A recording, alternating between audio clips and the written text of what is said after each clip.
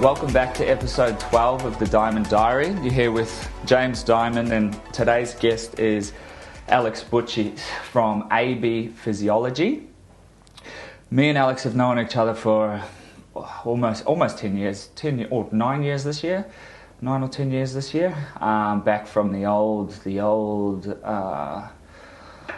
What was that original gym name? Body Dynamics CrossFit. And yeah, the OG. Yeah, and then Trent dropped the CrossFit back in the middle of Varsity Lakes. And now it's like thriving S&C, physiology, physiotherapy, group training, S&C. Like him and the team we've got at BD are doing really, really good stuff. Trent is just like the man. I kind of want him to be like my brother. You know, like I just want him to be around me more. So he's obviously got his child now.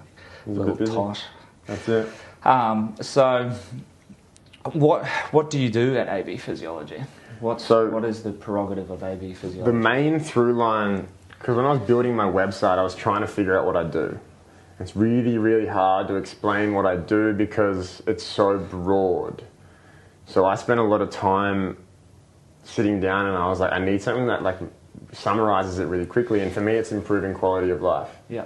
Through helping you get a better understanding of your own physiology. Like I always say to people, like whatever you get out of the sessions you did, I just taught it to you, whether it's like roll and release to make your shoulder feel better, the freedom you feel in your shoulders or your hips or your knees that you get from a session, you did.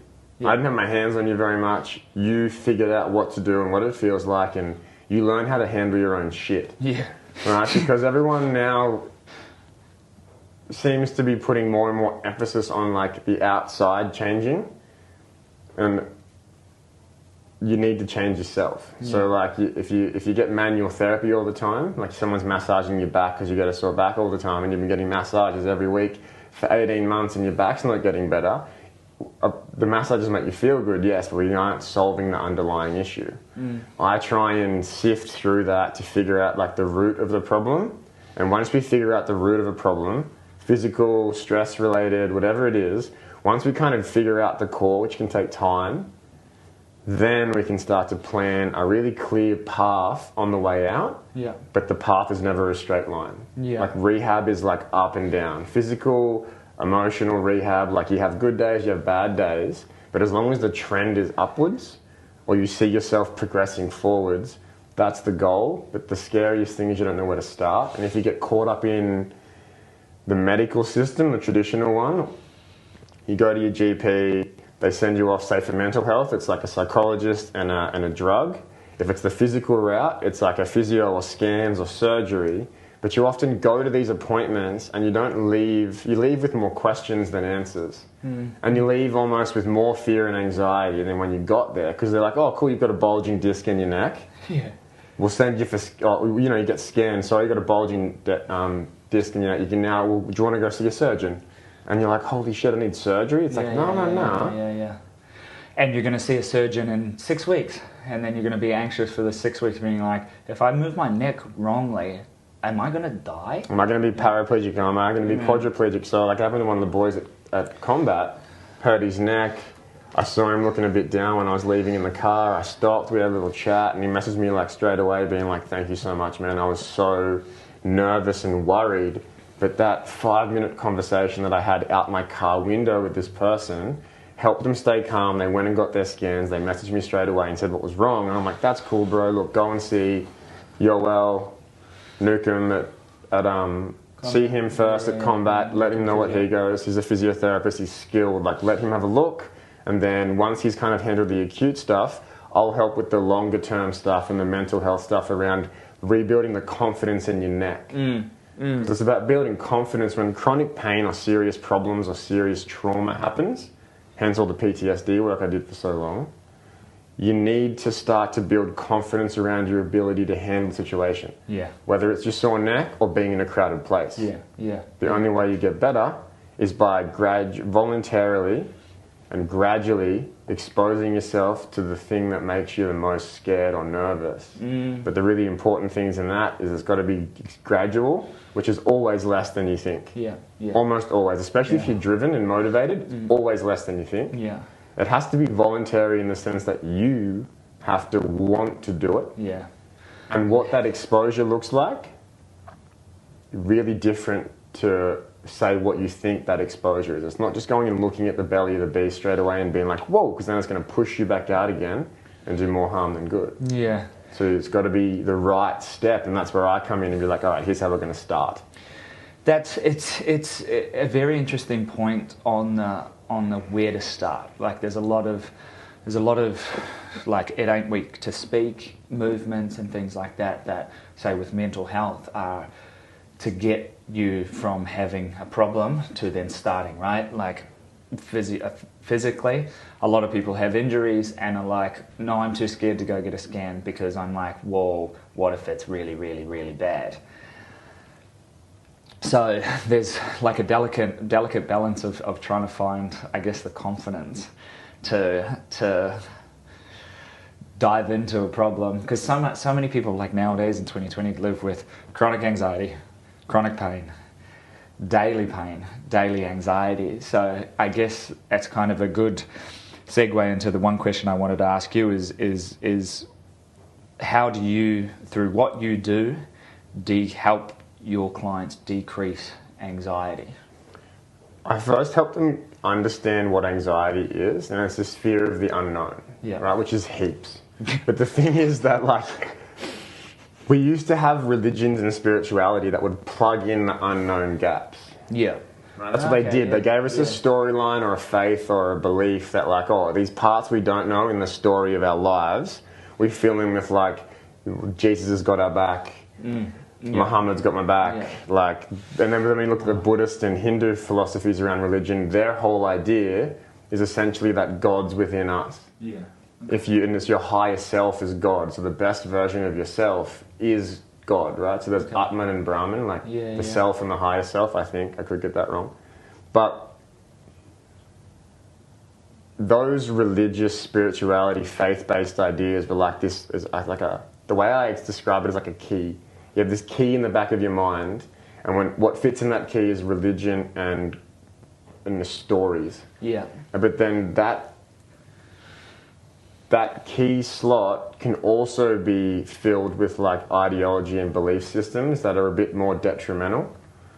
And so that's what 2021 is turning into, because it's this time of all feelings, no facts, right? So then their feelings start to drive the bus, and the thing is, feelings can be manipulated, and the more malnourished, tired, stressed out, lonely, intelligent or stupid you are, you have different susceptibilities to your feelings and emotions being manipulated by outside people or groups or the TV or the news.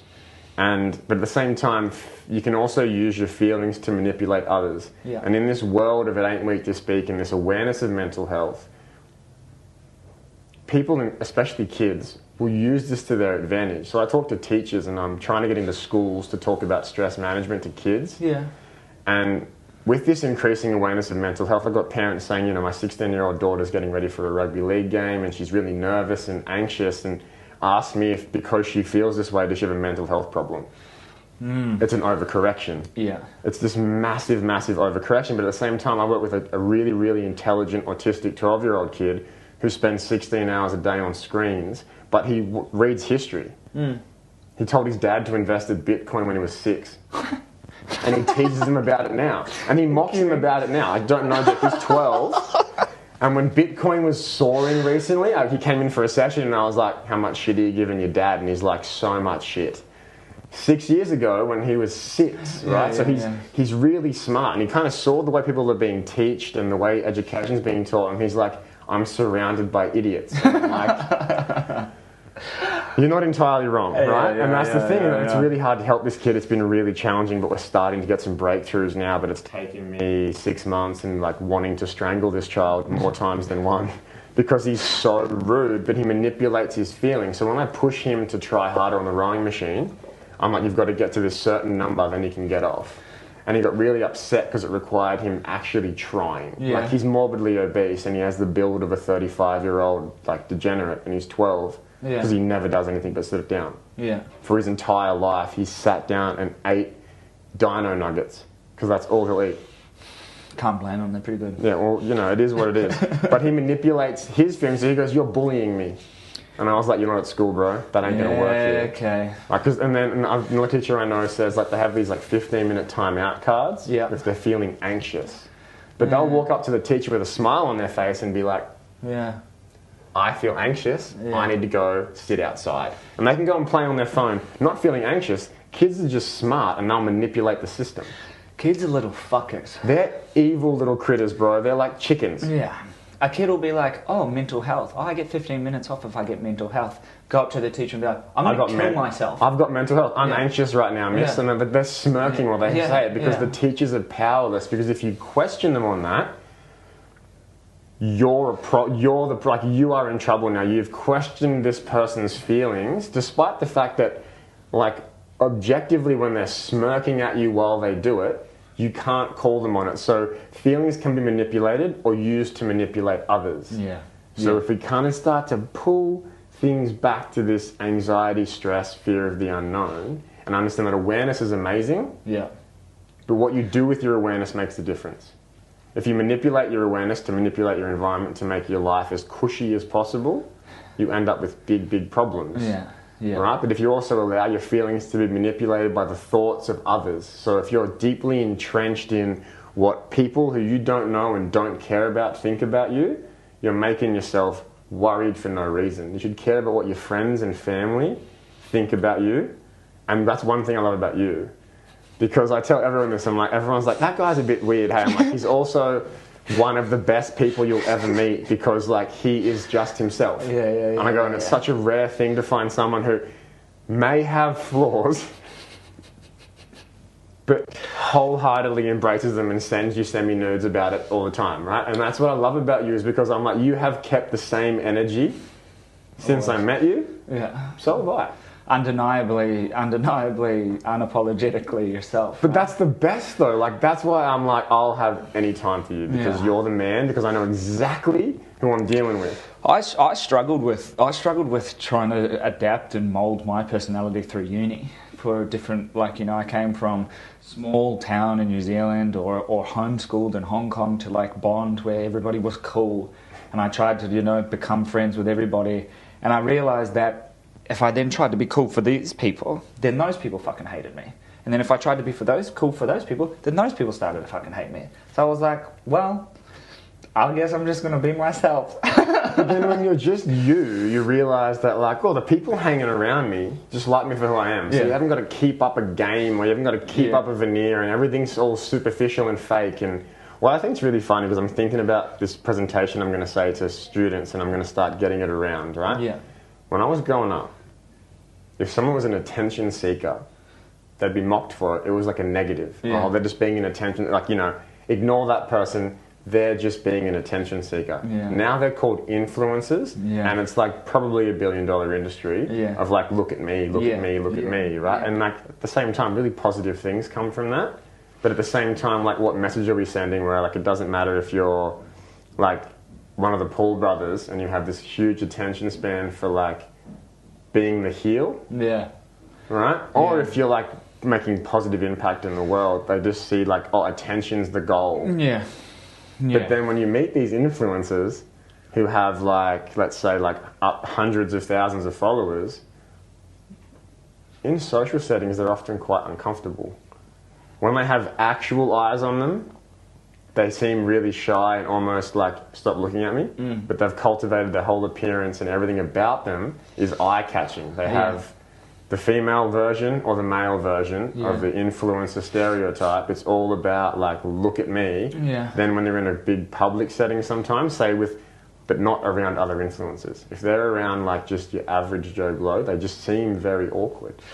I had this conversation on episode 11 with Brandon. He is a social media influencer, and feeding into that look at me attitude not ruined him, but significantly affected him, where he changed and became so much more healthier and happier when he was like, I'm just going to be me and confident in me, and you guys can look, you know, like, and I'll just show me. I'm not going to look at what you say and then become who you are saying to be. You know? When I'm talking to clients that have like intense social anxiety, I try to explain to them this idea that there's like a million of you. And they're like, what do you mean? I'm like, every person who's met you or glanced at you, in their mind would have created a version of you with different definitions, like in terms of like higher def, lower def versions of you, but they've all got one. Even your closest friends would have different versions in their mind of who you are in subtle details, right? Yeah. But the only person that you have to go to sleep with at night is who you think you are. Yeah. And if you're being disingenuous to who you are, you have to carry that. Yeah. And if you're doing it to make other people happy who you don't know, who don't impact your life in any way, I find that horribly inefficient. And I'm all about efficiency. So with that being said, the best way to manage stress and anxiety that I've seen time and time again is managing your autonomic nervous system and increasing your carbon dioxide tolerance. Okay. So which means? Autonomic nervous system is sympathetic, parasympathetic. Right? Stress, relax. Fight, flight, freeze, rest, digest, reproduce. Okay. They're like yin and yang, right? They're real conceptual, but they're also physiologically measurable. Yeah. So the sympathetic things are like a lion chasing you, or terrible emails, or your girl's mad at you, right? These things all create like a fight, flight, or freeze situation, and it's hard to control that stress coming in. Yeah. But what you can do is manage how you respond and react and buffer it. Okay. And the way you buffer sympathetic stress is by increasing parasympathetic tone. Okay. So if there's this huge differential, like your sympathetic's up here and your parasympathetic tone's real low, you're strung out, you're freaking out.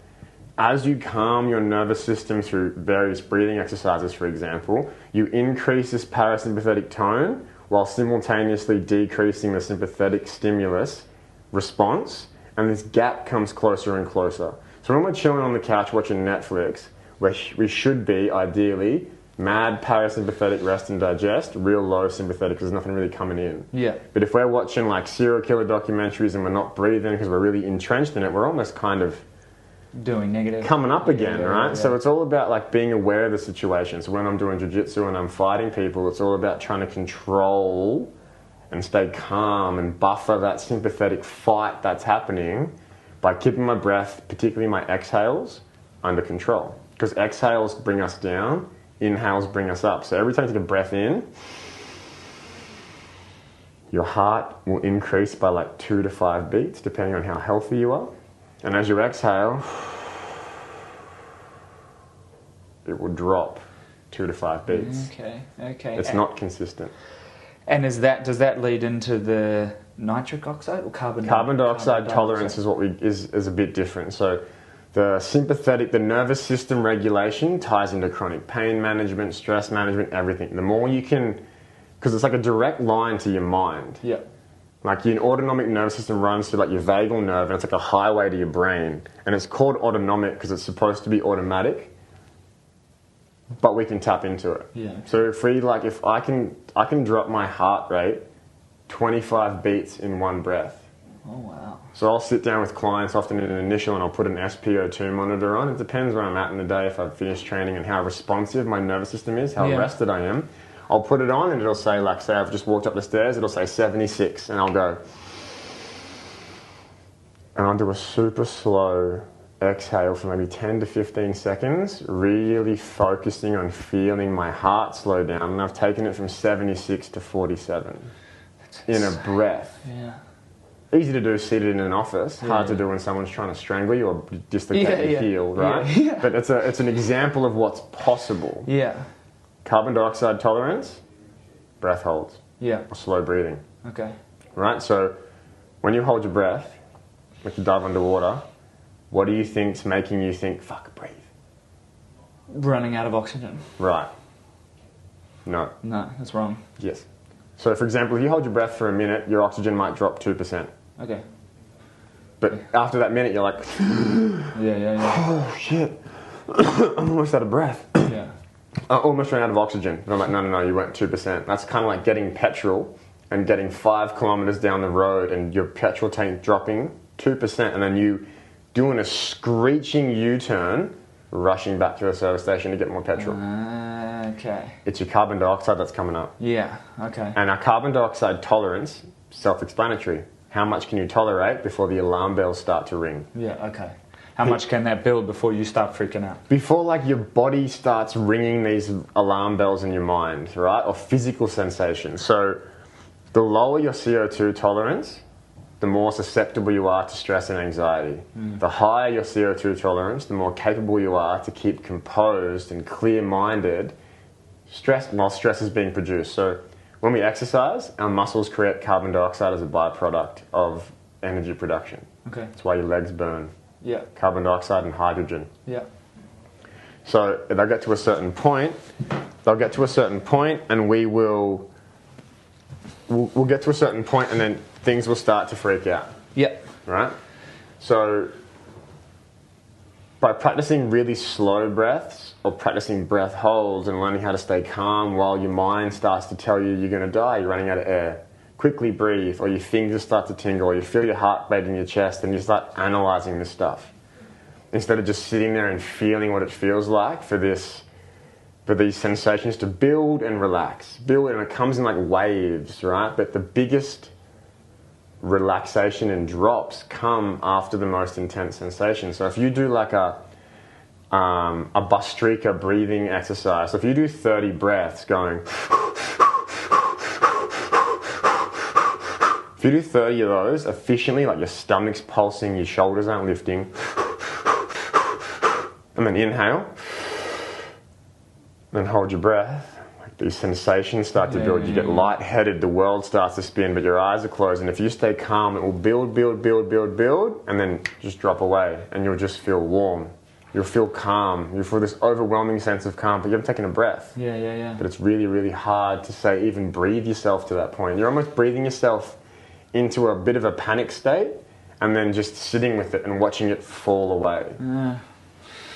Accepting it, not trying to push in, pushing into it, not pushing away from it. Yeah, leaning into the discomfort, becoming familiar with the unfamiliar. And when you're holding your breath, laying on the floor or laying in bed or sitting on the ground, all you got to do is breathe and you're okay. So if you can keep calm and be like, I'm going to hold my breath for 10 more, a count of 10. So you might just do some slow breaths and then inhale and hold, or exhale and hold as long as you can.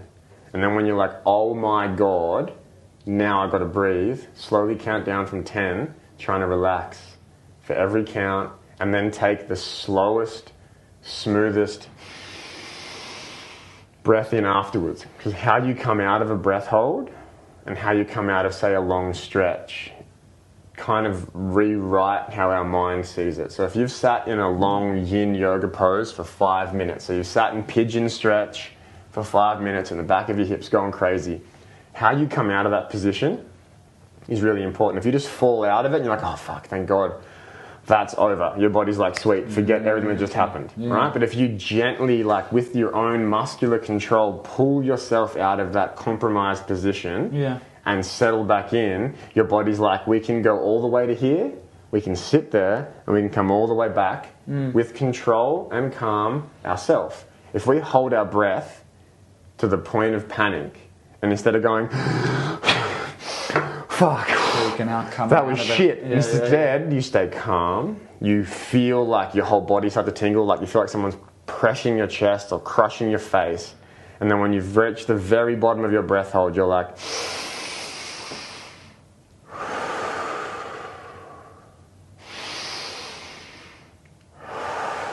the sensations might build some more while you're breathing your way out of it. You're like, I'm a faint. Oh my God, my vision's going. And if you just keep going, push through that. Stay calm, breathe. Know that you're breathing, and know that this faint lightheadedness that I'm going to pass out is a trick. Yeah.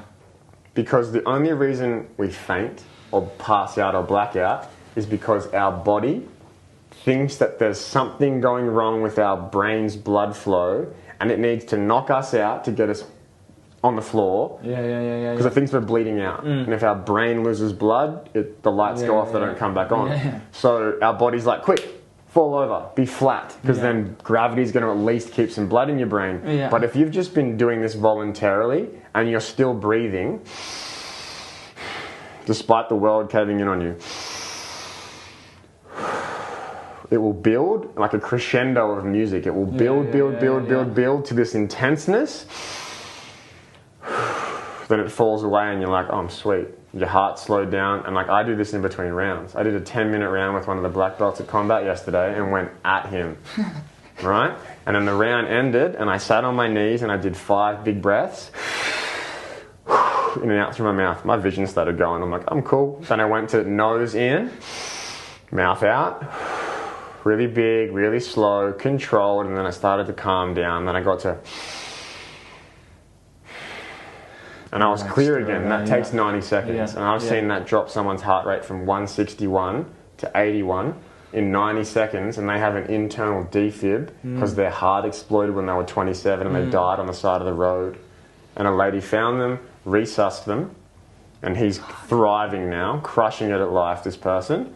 And I help him contextualise what goes on with his heart because he had a heart attack running. Yeah. So for a long time, when his heart rate would come up, he'd freak out about anxiety would come. Because it's like, you actually died last time this happened. So it's not like it's not like your own. It's like, not a fear of the unknown. It's anxieties are different, right? So like lots of people get anxieties about the thoughts of others, and they're very real to them. Yeah. But this dude gets anxious about dying because his body's like higher heart rate, high blood pressure, died. Yeah. So we had a lot of time undoing that. Yeah. There's a lot to it, eh? It's so very much interesting. To it.